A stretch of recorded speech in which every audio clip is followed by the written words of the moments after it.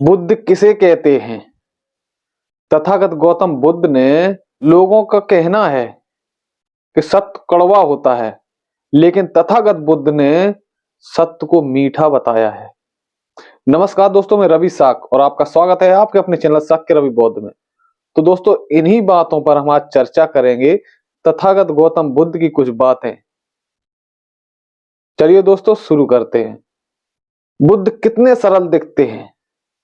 तन पर एकमात्र वस्त्र, हाथ में सिर्फ एकमात्र भिक्षा पात्र, पर ऐसी क्या बात थी उनमें, असंख्य लोग उनके पथ पर अभ्यास करते हैं।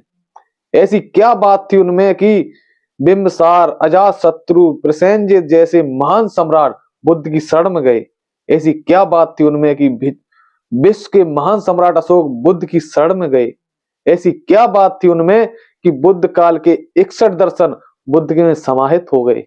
ऐसी क्या बात थी उनमें कि चक्रवर्ती महान सम्राट अशोक और अन्य राजाओं के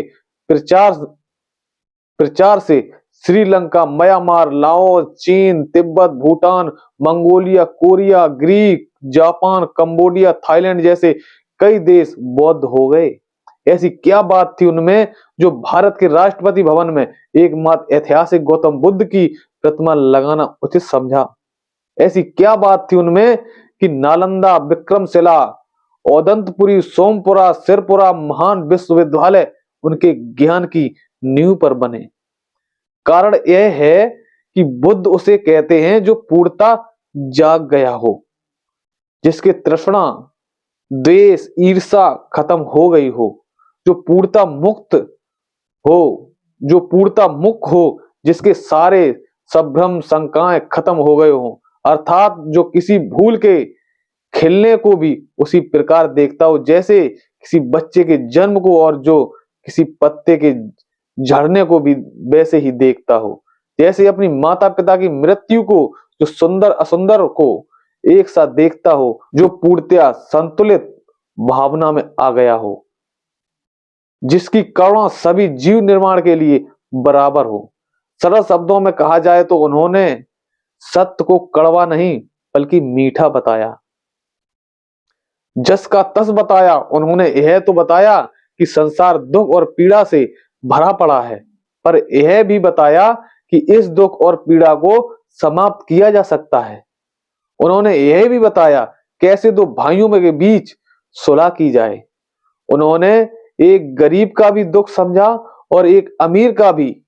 उनका मार्ग सभी अंतर को खत्म करने वाला है। उनका मार्ग दुख मुक्ति का है, शक्ति का है। इसलिए आज प्रासंगिक है। बुद्ध दर्शन अनुभूति पर टिका हुआ है, जिसे बुद्ध कलाम सुन्त में कहते हैं।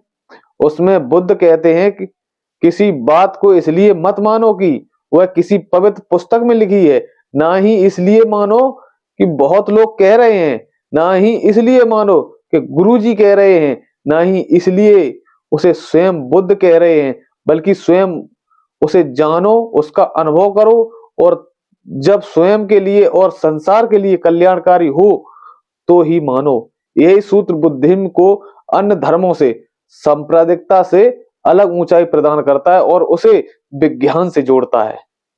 इसी आधार पर बुद्धिज्म को वैज्ञानिक भी कहा जाता है। वर्तमान में जल रही धरती को युद्ध नहीं, बुद्ध की जरूरत है। तुम स्वयं की शरण में जाना, किसी और की शरण में नहीं। अत दीपो भव, अर्थात अपना दीपक स्वयं बने। तो दोस्तों, वीडियो कैसी लगी कमेंट बॉक्स में आके जरूर बताएं। चलिए दोस्तों, मिलते हैं अगली वीडियो में। तब तक के लिए नमो बुद्धाय। जय सम्राट अशोक, जय भीम, जय भारत।